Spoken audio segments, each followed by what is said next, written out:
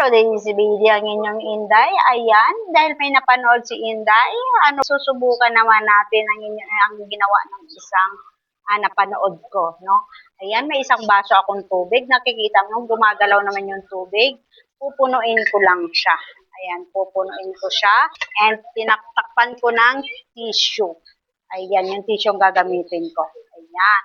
Takpan ko lang siya at ididiin ko lang ng maigi.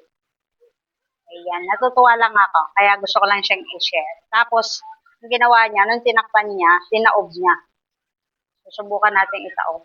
Ayan, takip na yan ha. Oh, hindi nga siya tumapon. Meron lang siya patak-patak. Nakakatuwa naman tong tissue to. Napaka-quality. O, diba? Oh, nakakatuwa. O, ulitin natin. Siguro yung mga lumalabas, yung mga excess na lang na inabsorb na itong gilid.